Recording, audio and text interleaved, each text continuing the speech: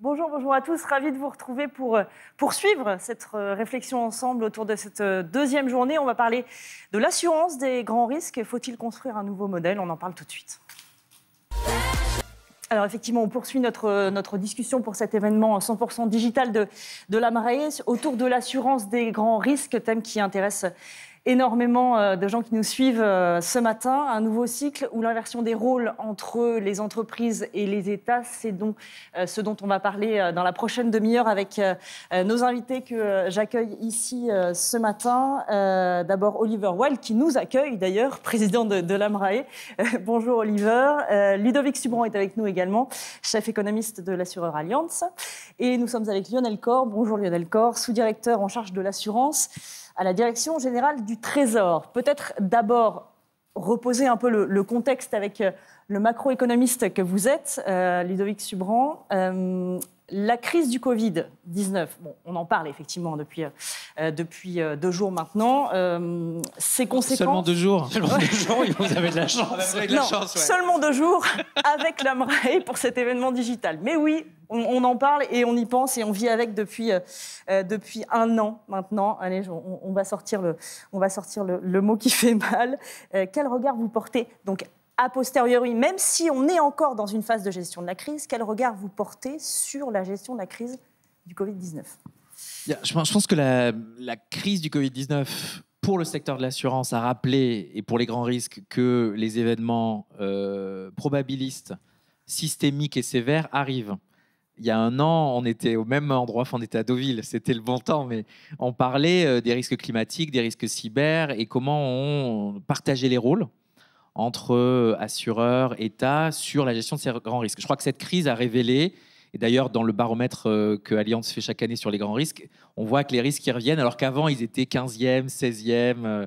C'était une moyenne mal fagotée des premières pages des Échos de l'année passée. Mais en gros, c'était les risques politiques, les risques... Alors maintenant, tous ces risques un peu exogènes, qui sont des risques liés en effet à des menaces majeures comme les pandémies, reviennent sur le devant, ou du moins reviennent dans l'esprit des risk managers comme quelque chose qu'il faut gérer. Sur la gestion de la crise, donc pour 2021, je ne vais pas vous mentir, l'incertitude épidémique est toujours là, que ce soit sur les nouveaux cas, les variants, les mesures de confinement des États, les campagnes de vaccination. Donc ça reste un aléa avec lequel il faut vivre. Le vrai risque, c'est celui que ce virus devienne endémique et qu'on n'arrive pas à le gérer. Je rappelle toujours, je crois que c'est l'Empire ottoman qui avait une récession de l'ordre de 20% tous les 2 ans lorsque la peste et le choléra étaient endémiques dans cette région-là du monde. On a la chance d'avoir des vaccins, donc on n'a pas ça, mais le risque de devoir refermer l'économie, d'avoir des stop and go pour les entreprises et pour les assureurs qui les assurent, c'est très compliqué. Ensuite, la deuxième chose que moi j'ai apprise et sur la gestion du Covid, c'est que les États peuvent nous surprendre. Les États sont pleins de tours de malice. Il y a encore 1 an et demi, on nous disait qu'il n'y a plus de marge de manœuvre budgétaire, il n'y a plus de marge de manœuvre monétaire. Et il a suffi d'un petit pangolin en Chine pour qu'on dépense 20% du PIB en stimulus budgétaire et monétaire. C'est pas plus mal, parce que l'économiste que je suis rappelle, quand on veut bien l'écouter, que l'économie, c'est un construit et que c'est très politique. C'est une science morale, une science humaine, avant d'être une science dure, même si on peut lui attribuer quelques qualificatifs de science dure.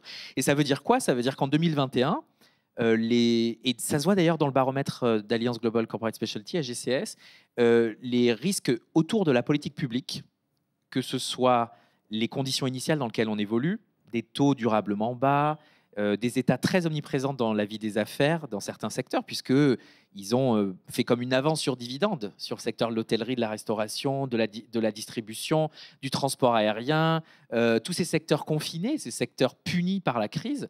L'État est très présent, hein. Aujourd'hui, en France, on a 10 millions de chômeurs partiels, on a des entreprises qui sont tenues à bout de bras par les mesures d'État. Et donc ça, c'est quelque chose qui, dans la gestion du risque, gérer ce risque ou co-gérer ce risque avec l'État, avec un État qui s'est engagé. Moi, je me rappelle très bien du discours du président Macron en 2020 qui nous disait qu'il n'y aura pas de faillite en France.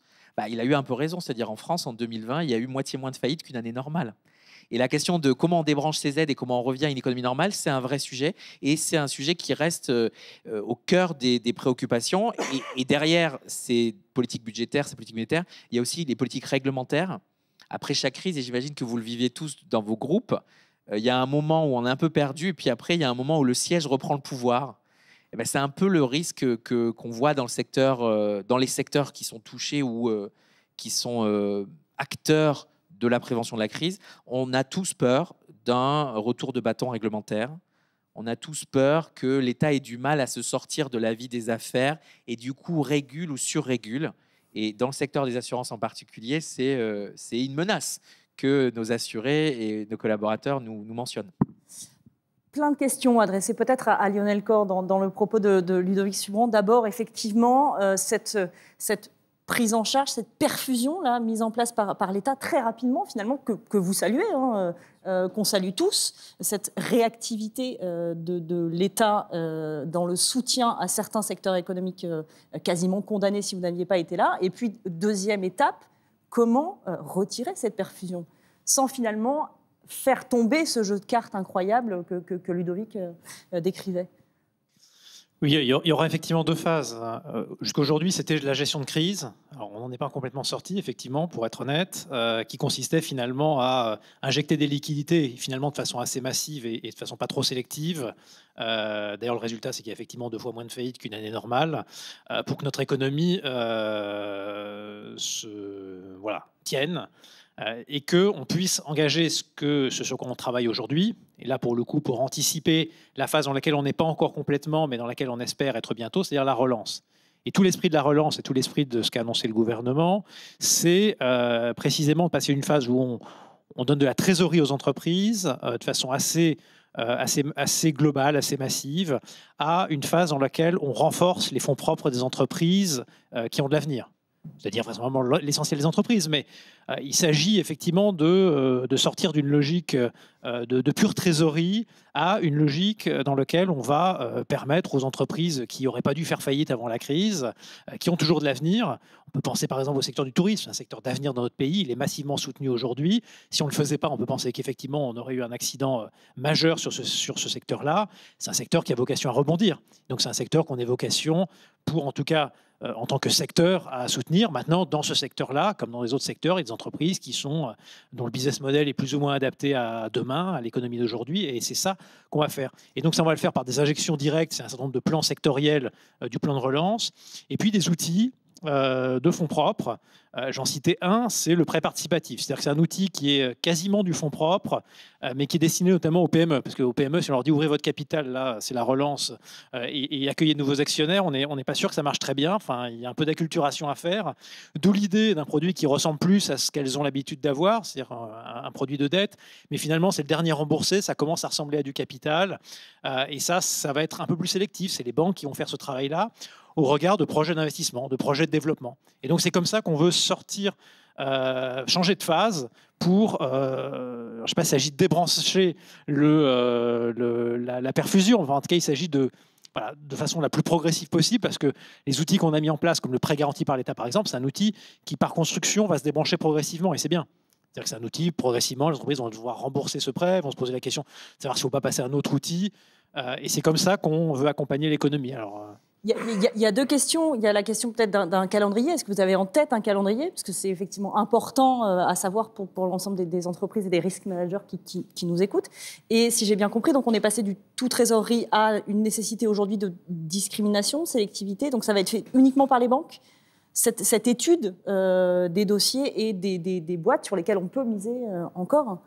Alors tout le pari, c'est que ce n'est pas nous, l'État, qui allons le faire. Parce que je pense qu'on ne le ferait pas bien. Alors il y a un certain nombre de plans sectoriels, encore une fois, sur lesquels l'État aura un rôle peut-être un peu plus actif, mais... parce que secteur stratégique? Parce que, ou secteur particulièrement touché, sur lequel où il y a une régulation finalement d'État en temps normal, et donc une responsabilité de l'État particulière. Mais globalement, le cœur de notre politique va être de laisser le secteur privé faire ses choix. Typiquement, 2 grands dispositifs qui sont justement pas sectoriels. Le label relance. Le label relance, c'est quoi? C'est désigner les produits d'épargne qui vont contribuer à la relance, typiquement en fonds propres des entreprises. C'est des produits d'assurance vie, typiquement, c'est des produits de gestion d'actifs.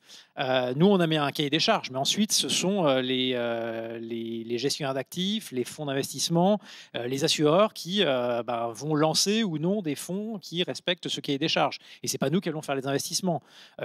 Les assureurs, par exemple, ont lancé un programme d'investissement de 2 milliards. Bon, c'est pareil, c'est eux qui choisissent les sources d'investissement. Sur le prêt participatif soutenu par l'État, nous, on va apporter une garantie qui va absorber un certain nombre de faillites et faire en sorte que finalement on prête assez largement aux PME qui ont une chance qui vont rebondir, aux ETI qui vont rebondir, mais c'est pas nous qui allons les choisir. Nous, encore une fois, on va mettre un certain nombre de garde-fous parce qu'il ne s'agit pas que notre garantie elle serve à financer tout le monde, sinon on retombe dans ce qu'on vit aujourd'hui, c'est-à-dire financer un peu tout le monde. Voilà, c'est ça le pari qu'on fait, et c'est d'autant plus important que finalement, là on a mis beaucoup d'argent public, effectivement, dans la gestion de crise. Maintenant, si on veut que notre économie retrouve un fonctionnement normal, il faut aussi que l'économie reprenne ses droits, que l'investissement privé reprenne ses droits. D'ailleurs, l'investissement privé, l'épargne privée, on en avait déjà quand même beaucoup avant la crise. Le taux d'épargne des Français, c'était 15% avant la crise. Maintenant, c'est au-delà de 20, 22. Donc, l'argent privé, il est là. Il demande qu'à s'investir. Il faut lui permettre de le faire et de contribuer à la relance de nos entreprises. Vous ne répondez pas à la question du calendrier. Vous ne l'avez pas en tête? Si. C'est-à-dire que, comme le disait Ludovic Subran, le calendrier, on va s'adapter. Je crois que c'est ce qu'on a fait depuis le début de la crise. L'avantage, c'est que on a des outils qui vont pouvoir démarrer progressivement et des outils qui vont se débrancher, pour certains quand on aura besoin, et puis pour d'autres progressivement. Ce qu'on fait aujourd'hui, typiquement sur le prêt participatif soutenu par l'État, c'est qu'on est en train de finaliser le dispositif. Le gouvernement annoncera un calendrier de lancement des premiers prêts, mais qui sera dans quelques mois. Et la crise, vraisemblablement, on ne va pas encore complètement sortir de la crise avant au moins quelques semaines, voire quelques mois. Et donc l'outil va être prêt. Et donc l'outil va accompagner finalement le redémarrage au moment où les entreprises vont commencer à sortir un petit peu de la crise, vont se reprojeter dans l'avenir à plus long terme, vont relancer leur projet d'investissement et vont aller chercher le financement pour ça. Donc nous, c'est être prêt. Il y a un certain nombre de choses qui sont déjà prêtes. Le label relance est déjà prêt. Les plans sectoriels, ils sont en partie prêts. Et les derniers outils qui sont des outils un peu innovants, le prêt participatif soutenu par l'État, ça n'existait pas. Le prêt participatif, déjà, ça faisait longtemps qu'on n'avait plus utilisé ce type de dispositif-là. Et là, on est en train de faire des choses totalement nouvelles. Donc ça prend un peu de temps, mais on va extrêmement vite pour que ce soit prêt d'ici quelques mois. Il y a un élément aussi pour recentrer peut-être sur la notion de risque assurable, non assurable, Oliver Wyld. Il y a effectivement, on est encore dans cette gestion de crise, donc on n'a pas encore le recul nécessaire, mais il y a des éléments, notamment que l'AMRAE pousse un peu, c'est la notion de nécessité de se constituer des bas de laine pour les entreprises, pour être très trivial, c'est-à-dire de promouvoir l'auto-assurance. Est-ce que ça doit se faire maintenant? Est-ce qu'on doit prévoir les dispositifs maintenant? Alors, on ne le pousse pas un peu, on le pousse beaucoup, et depuis un certain temps. Je voudrais juste rebondir sur le fait qu'on anticipe la relance. Et la relance, ça s'anticipe comme on anticipe une crise. Et donc, on revient au fondamental du risk management, qui aiguille les décisions de préserver sa trésorerie en cas de crise et ce genre de choses-là. Donc, tous ces dispositifs, même si certains ont eu la mauvaise surprise de ne pas être assurés, et là je parle plus peut-être des petites entreprises ou moyennes entreprises qui n'avaient pas bien lu leur police. Les grandes entreprises savaient que la perte d'exploitation sans dommage était très peu couverte dans les polices d'assurance. D'où la nécessité, et ça c'est un message très fort de l'AMRAE depuis, pas seulement depuis la crise, mais déjà l'année dernière, de dire que sur les risques exceptionnels, en fait les entreprises sont très mal protégées. Non seulement par le marché de l'assurance, mais aussi par manque de fonds propres. Et donc cette nécessité de mettre un peu de côté, justement, comme je le disais en introduction, prévoir en cas de pépin la possibilité de faire perdurer l'activité et d'avoir des dépenses complémentaires qui n'étaient pas prévues. Quand on voit la masse d'argent qui est dépensée par les entreprises pour préserver la santé de leurs collaborateurs, dans un environnement plus contraint à cause du Covid, ce sont des dépenses supplémentaires. Et c'est ce genre d'aléas qu'il faut pouvoir, pas forcément identifier, mais anticiper financièrement pour que l'entreprise soit plus solide. Alors, avec quelle solution, selon quelle modalité? Je suppose que chacun a une idée là-dessus. Peut-être Ludovic Subran. Non, moi, si vous voulez, pour moi, c'est du petit lait, parce qu'il se trouve que je pense que anticiper une relance est très important. Sur la trésorerie, on sait que les délais de paiement, par exemple, s'étendent en période de reprise. Parce que le crédit fournisseur devient une forme de financement assez classique dans le financement d'une reprise pour un acheteur, en fait, pour une entreprise. Et donc, c'est très important, de continuer d'être vigilant sur la trésorerie, de remettre l'église au milieu du village. C'est-à-dire que cette histoire d'endettement des entreprises en France, on se la traîne depuis 2008. On est le seul pays en Europe qui a des taux d'endettement sur fonds propres qui sont aussi élevés parce qu'on avait des banques qui allaient très bien, on n'a pas eu besoin de se désendetter comme les Italiens ou les Espagnols, et on fait peut-être preuve d'une moindre discipline sur l'endettement que les Allemands. Et que toutes les mesures qui ont été décidées sont des mesures de dette. On a eu très peu de mesures de cash. J'imagine qu'on en aura peut-être une partie. C'est-à-dire que est-ce qu'on pourrait voir un effacement des créances fiscales et sociales de l'État pour aider certains des secteurs les plus sinistrés, en plus des PGE. Pareil, aux États-Unis, on a vu des mesures assez incroyables se mettre en place sur le paiement des loyers, donc le coût de l'immobilier dans la solvabilité et la rentabilité des entreprises. Donc le capital va être un vrai sujet de solidité des entreprises, et c'est important que les risk managers, qui souvent étaient sur des risques opérationnels et moins sur des risques financiers, c'est aussi une culture, c'est plutôt le credit manager qui gère les risques financiers. Souvent, le risk manager est dans la direction financière, mais s'occupe d'une partie des risques, donc il y a une scission. Nous, on le voit ne serait-ce que chez les assureurs, hein, le directeur des risques des assureurs avait tendance à faire que de la gestion du capital. Et aujourd'hui, on lui dit, bah non, en fait, il faut que tu regardes l'assurance yard, parce que c'est là où ça pète assez régulièrement, alors que les taux, on sait qu'ils vont rester bas pendant très longtemps, on sait qu'il faut gérer ça comme on fait avec des pouillèmes de ratio de solvabilité 2, mais sur les risques opérationnels, sur les risques yard, sur les risques des collaborateurs, etc., il y a des vrais sujets qui peuvent coûter très cher en operating profit et très vite. Et ça, je pense que c'est une vraie prise de conscience. Après, un mot comment dire, d'inquiétude, c'est, moi j'ai très peur qu'on aborde cette reprise avec des lunettes déformantes du risque. C'est-à-dire qu'un des risques, c'est de vouloir se prémunir contre trop de risques à la fois. Et c'est une déformation professionnelle chez les risk managers, ils sont là pour ça. Et moi, je m'inquiète un petit peu de ça parce que l'économie comportementale nous enseigne qu'on a des biais d'ancrage, des biais de confirmation, des biais de sélection, et que si dans l'année qui est passée, on a quand même passé une année de merde, excusez mon français. Disons-le. Et du coup, sur la stratégie de reprise, il va falloir que le risk manager, et il travaille là-dessus depuis des années, donc retrouve sa fonction. On ne peut pas diluer les efforts sur plusieurs risques à la fois, c'est ça ? C'est pas ça. C'est plutôt, il va falloir choisir ses batailles. Et il va falloir que le risk manager sache alterner entre son rôle de là-dessus, il y a un vrai risque, il faut mettre un plan en place parce qu'on peut plus se faire surprendre comme on s'est fait surprendre par cette crise. Et de l'autre côté, il faut être un facilitateur d'une partie de la prise de risque dans d'autres éléments d'entreprise pour éviter justement l'hibernation, la zombification, pour éviter que certaines entreprises restent le pied dans le même sabot. Et du coup, ça demande au risk manager d'être très agile et de continuer à se former pour accompagner cette relance de façon très discriminée ou très sélective. Et du coup, de défendre des choix qui peuvent être un peu manichéens, c'est-à-dire très forts auprès d'un board et tout ça, en disant voilà, c'est là-dessus qu'il faut miser. Enfin, c'est compliqué de réécrire une carto. Tout à fait. Enfin, je pense que Ludovic va être très content. Enfin, la vision, c'est que le travail que le risk manager fait doit être sur toutes les facettes de l'entreprise, sur tous ces risques. Et on n'identifie pas les risques pour en avoir peur, on identifie les risques pour les maîtriser et pour saisir les opportunités, atteindre nos objectifs de la façon la plus sereine possible. Après, il y a des aléas qui sont des chocs, ça c'est sûr, et il faut vivre avec. Mais c'est toute cette préparation psychologique et l'accompagnement que le risk manager apporte aux directeurs financiers, aux dirigeants de l'entreprise, au directeur de la com, le directeur RSE, qui fait que justement on peut atteindre les objectifs qu'on se fixe de la façon la plus maîtrisée possible en fonction des risques qu'on a pu identifier. Et l'enjeu va être l'équilibre. Là, dans la relance, ça va être l'équilibre entre l'argent que je mets de côté et l'argent que j'investis pour innover, transformer mon entreprise. Et c'est ça le réel combat qui est devant nous, c'est comment je maximise et que j'accélère ma relance, mon rebond, tout en changeant l'entreprise, parce que j'ai appris plein de choses avec cette crise et j'avais des défis avant la crise.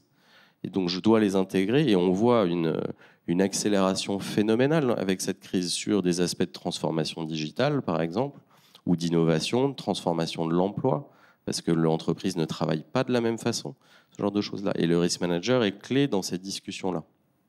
Alors, il y a plein d'éléments, parce que vous répondez finalement pas à la question des modalités, c'est-à-dire de la reconstruction du modèle. Peut-être que vous n'avez pas encore la réponse. Est-ce qu'il faut le penser entreprise par entreprise? Est-ce qu'il faut le penser d'un point de vue sectoriel? Est-ce qu'il faut aller, comme Ludovic le disait, peut-être copier les Allemands pour leur respect de la question de la notion de cash au sein des entreprises? Voilà. Est-ce qu'il y a un modèle à édicter pour justement aller réinventer cette notion d'assurance au sens large de l'ensemble des risques? Est-ce que c'est le boulot que vous faites en ce moment? Oui, c'est le travail qui a été piloté par Brigitte Boucaud et les équipes de la MRAE a participé aux tables rondes, nous a gentiment invités. Et je pense qu'il y a un progrès énorme qui a été fait sur déjà une meilleure compréhension que le socle fondamental de quand je gère mes risques, mon entreprise est plus durable. Et ensuite, de bien comprendre que finalement, il ne faut pas forcément siloter le risque exceptionnel et d'avoir une approche plus globale, de ne pas peut-être reconstruire des modèles anciens et d'en créer de nouveaux. Et que l'entreprise, dans un premier temps, va être la seule responsable, va être le premier au combat, et donc lui offrir un peu de souplesse. Donc la réglementation ou les innovations qui peuvent être apportées là ne sont pas forcément réglementées pour restreindre, c'est réglementé pour offrir un tout petit peu plus de souplesse, avec des garde-fous, bien sûr. Ce que disait Brigitte Boucaud, effectivement, dans la table ronde précédente ce matin, c'est qu'effectivement, il y a nécessité d'avoir 3 étages dans la même fusée. Premier étage, effectivement, revenant à l'entreprise, à une nécessité d'auto-assurance. Et finalement, le dernier étage revient à l'État. Pour soit des secteurs stratégiques, soit effectivement un peu de réglementaire. Est-ce que Lionel Corre, c'est un argument que vous entendez? Vous avez oublié le deuxième étage qui est le transfert du risque vers l'assureur. Le deuxième étage, exactement. Parce que j'allais vous en parler. C'est quand même encore utile, même dans le monde après-crise. Même si on parle d'auto-assurance et de l'État, il y a quand même un truc qui s'appelle le marché privé. Comme vous avez été les grands méchants de la crise, il faut que je revienne exactement, avec plaisir. Sur ce sujet avec vous là-dessus, mais je voulais quand même interroger Lionel Corre là-dessus, sur cette répartition d'une fusée et donc d'arriver finalement en dernier ressort. Le rôle de l'État, c'est d'intervenir quand on n'a pas bien anticipé, c'est ce qu'on fait aujourd'hui. Mais ça, pour reprendre l'expression de Ludovic, le tour de magie par construction, on ne le prévoit pas bien. Et c'est un peu dur de parier que dans 20 ans, dans la prochaine pandémie, l'État pourra faire ce qu'il a fait aujourd'hui. D'ailleurs, ce ne sera pas forcément ce risque-là, ça ne se produira pas de la même façon. Donc on a intérêt, je pense, à anticiper. Et il faut éviter finalement les coups de balancier. Bon, je crois qu'on avait un petit peu de marge de manœuvre quand même en termes d'anticipation, de gestion du risque collectivement. Et je pense qu'on peut vraiment tirer les enseignements de la crise en la matière. Et je pense que cet enseignement, c'est plutôt finalement un accélérateur de l'histoire, un accélérateur de... Parce que finalement, ce qu'on se disait à Deauville il y a 1 an, ça reste vrai, c'est même encore plus vrai peut-être. Alors, on n'a peut-être pas assez parlé de pandémie à l'époque. Mais finalement, ce qu'on se disait, parce qu'on parlait déjà quand même d'étages de fusée, de répartition des rôles les uns les autres, on voit que la pandémie, c'est un bon exemple. Après, je rejoins l'idée de l'équilibre. C'est-à-dire que, par exemple, la pression qu'on a vécue dans la pandémie, c'est qu'il faut faire de l'assurance pandémie. C'est-à-dire que effectivement, les entreprises ont ouvert leur contrat. Elle n'avait pas forcément bien lu et c'était pas couvert. Alors parfois, c'était les assureurs qui ne l'avaient pas bien lu, parce qu'il y a eu quand même quelques débats, voire contentieux en la matière. Mais bon, la CPR a fait l'enquête. 95% des entreprises n'étaient pas couvertes en la matière. Et donc, tout le monde s'est tourné vers nous. Mais alors, comment on fait? Est-ce que l'État ne doit pas intervenir? On a quand même 11 propositions de loi qui nous proposent de créer des assurances obligatoires en la matière.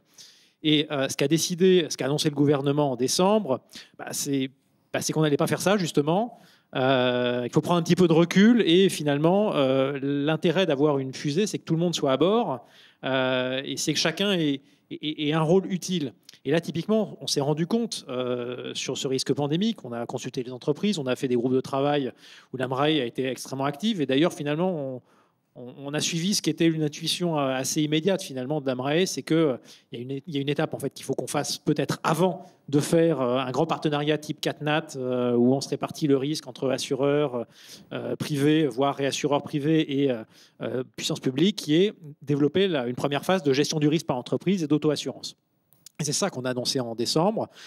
C'est-à-dire qu'on ne va pas faire, en tout cas aujourd'hui, de la grande assurance pandémie pour tout le monde. Alors ça n'empêche pas les assureurs de proposer ou de reproposer, parce que les 7% qui en proposaient, je crois qu'il n'y en a plus beaucoup. Je pense que si les entreprises qui ont encore des couvertures pandémie, c'est des pièces de musée aujourd'hui.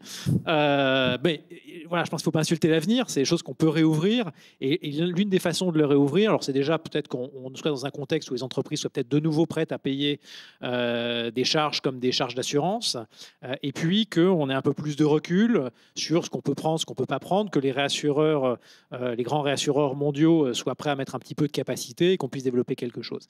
Et ça, il y a un certain nombre de mécanismes qui peuvent y contribuer, dont les captives d'assurance, alors qu'ils sont plutôt un outil pour des ETI et des PME, mais encore une fois, on y croyait déjà il y a un an, puisqu'on a annoncé qu'on lançait les travaux là-dessus, on les a accélérés, puisque finalement, ce qu'on a annoncé en décembre, c'est qu'on allait aider les entreprises, en tout cas, à mettre de l'argent de côté. Mettre de l'argent de côté, on retrouve un sujet de fonds propres, c'est effectivement anticipé, vraisemblablement avec des outils qui ne seront pas les mêmes entre la TPE, entre le restaurateur, le boulanger et un groupe du CAC 40.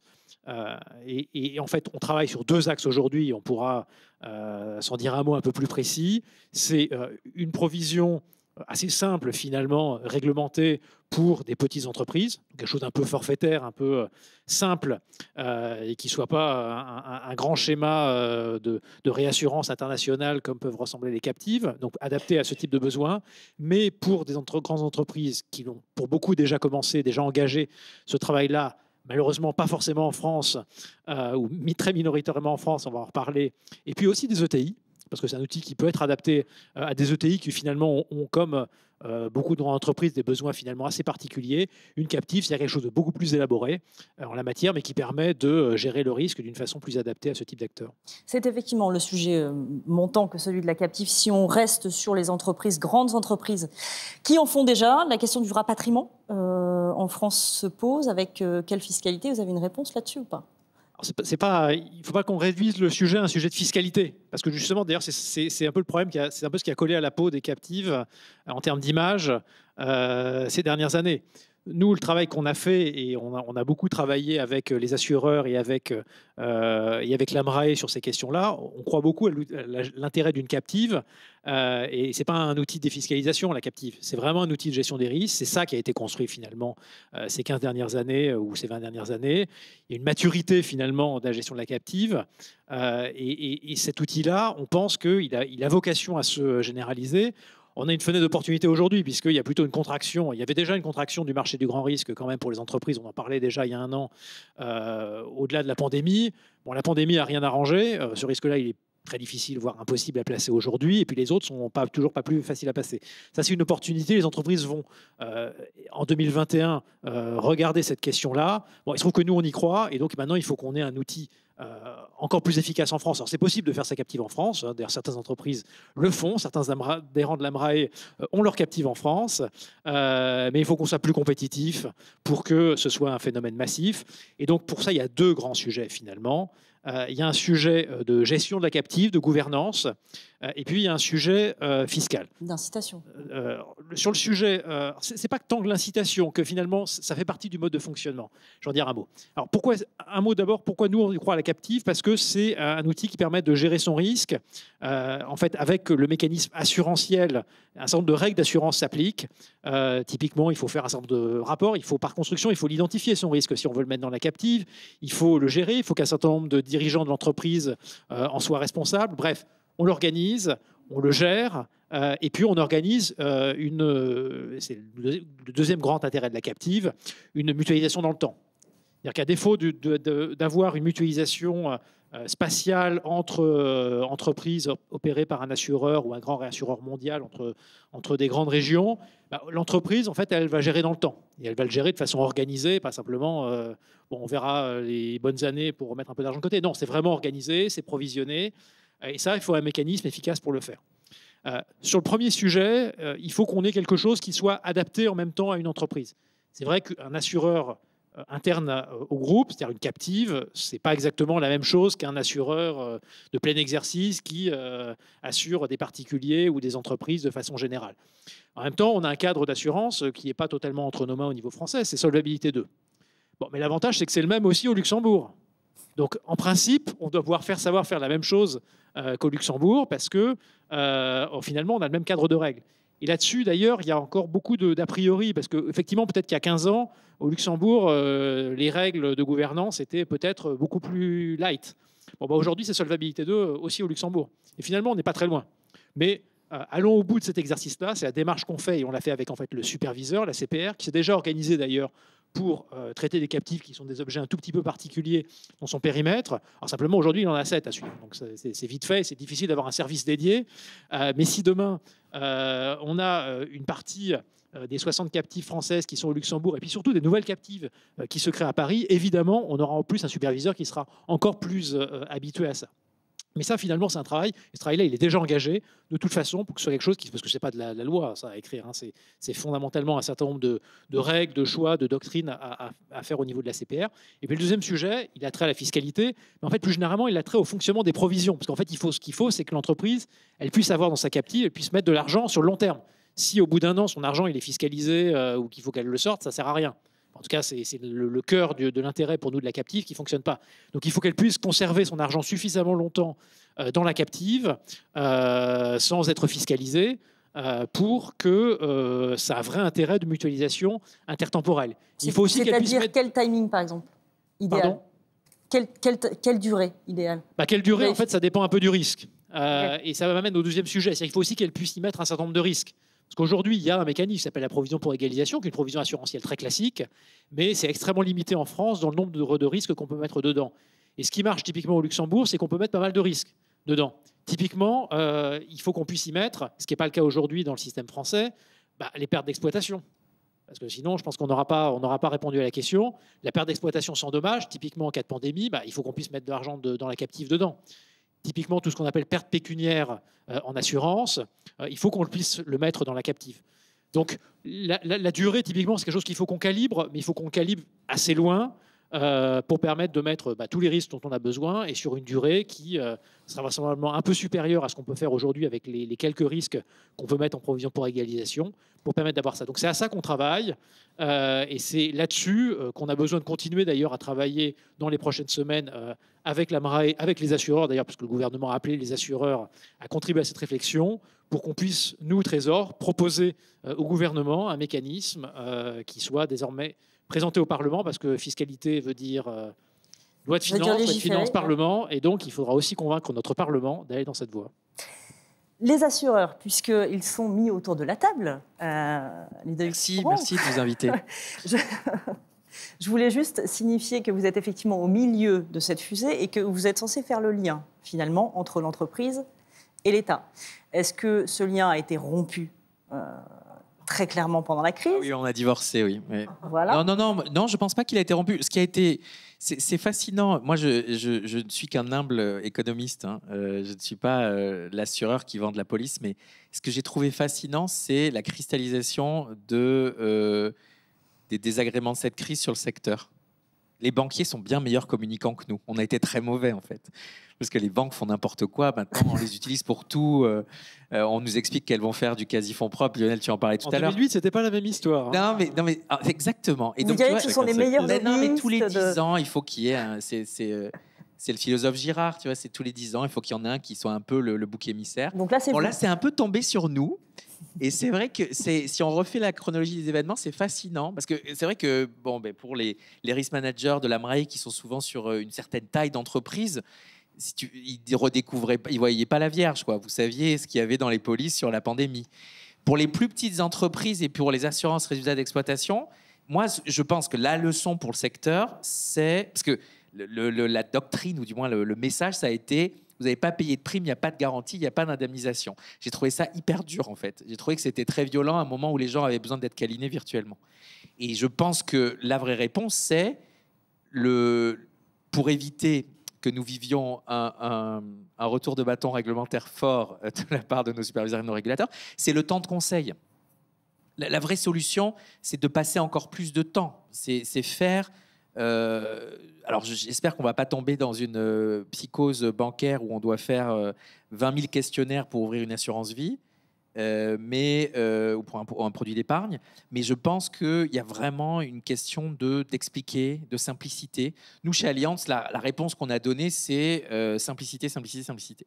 On a dit on ne peut pas avoir 53 polices résultats d'exploitation, on ne peut pas avoir des trucs alambiqués, modulaires, pour lesquels les gens n'ont pas... Enfin, vous vivez tous ces moments-là de questionnement sur ce pourquoi vous êtes assuré.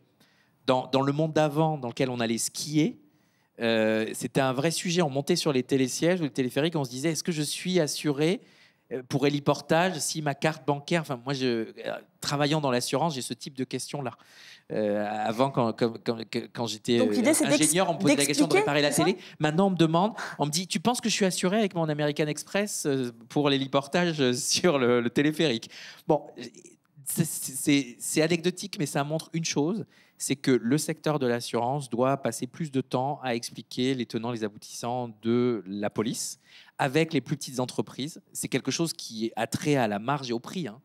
Parce que, en fait, une des raisons pour lesquelles peut-être il n'y a pas assez de temps consacré sur l'explication, c'est que c'est des polices qui sont très peu margées, les polices résultats d'exploitation. D'accord ?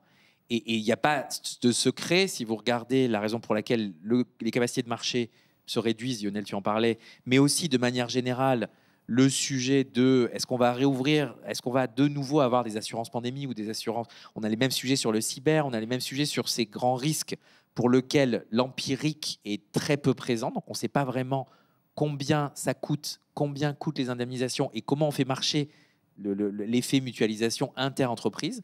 Et donc ça, je pense que c'est des vraies leçons. Après, j'avoue que moi, j'ai été surpris. Mais bon, après, c'est la France, hein, que le ministre et que le président nous foutent la honte dans leur discours. Mais ça, c'est juste parce que... Mais c'est un phénomène très français, mais pour lequel il faut qu'on soit tous conscients des conséquences de ça. C'est-à-dire que la reconstruction du transfert de risque, elle va se faire avec des assureurs qui vont être simples, transparents, présents, parce qu'on veut éviter, justement, nous, on est très présent chez Allianz, on travaille beaucoup sur les captives avec les entreprises, hein, sur la mise en place, sur le transfert des risques de la captive. Donc, c'est pas quelque chose qui se fait en catimini sans les assureurs ou entre les risk managers et l'État sur des conditions fiscales. C'est penser le risque, et vous le disiez tout à l'heure, c'est-à-dire à quel moment on a quelque chose qui est très entreprise, à quel moment il y a quelque chose de sectoriel et à quel moment il y a quelque chose de complètement dilué au sein d'un pays, d'un territoire. J'offre deux idées qu'on n'a pas évoquées. La première, c'est que moi, je suis très surpris qu'on n'ait pas de discours au niveau européen. Et je pense que c'est un vrai sujet aussi pour le Trésor. C'est-à-dire que les pays d'Europe ne sont pas du tout au même niveau sur la proposition de fusée sur le partage des risques. Et ça, c'est très, très dommage. Parce que la plupart des entreprises dont on parle, elles ont des filiales à l'étranger. C'est un micmac absolu. C'est-à-dire le temps que les risk managers ont dû passer à suivre les politiques publiques mises en place dans chaque pays pour savoir à quelle sauce elles allaient être mangées, ça a été un temps de moins sur l'évaluation du risque. Et le deuxième sujet, et je finirai là, c'est oui, le transfert de risque est compliqué en ce moment parce que les capacités de marché se réduisent. Mais moi, je suis persuadé que c'est pas fini, ça. C'est pas un monde fini. Je pense qu'on est dans un creux un peu de capacité de marché et on est dans un pic de prix. Mais c'est aussi l'histoire un petit peu du coût de ces risques sur les 5-6 dernières années. C'est pas que la pandémie. Et ça, c'est quelque chose qui peut être assez cyclique pour le coup. Donc, je ne suis pas très inquiet sur le fait que les capacités de marché aussi vont retrouver une forme de présence dans cette construction de la fusée ensemble avec l'État et les risk managers. C'est sur cette réflexion et ces deux pistes qu'on doit malheureusement arrêter puisque ce débat a été trop court. Un grand merci à tous les trois d'avoir été là encore une fois ce matin et cette année, peut-être à l'année prochaine. Merci Lionel Corre, merci Ludovic Subran, Oliver Wild. Un grand merci donc à tous les trois. Ainsi se clôt ce débat et on va continuer effectivement notre réflexion dans un instant autour du risk management, de la réécriture du nouveau modèle de l'assurance, le temps que le plateau se mette tranquillement en place. C'est évidemment quelque chose qu'on fait en direct. Un grand merci à vous tous d'être toujours fidèles et connectés à cet événement digital de l'AMRAE. Je vais passer la parole dans un instant à Cécile Desjardins, puisque un nouveau débat s'ouvre autour des financements des risques par le marché de l'assurance, évidemment en y intégrant le risk management. Voilà, Cécile, je te passe la parole, c'est à toi. Merci beaucoup, Sidonie.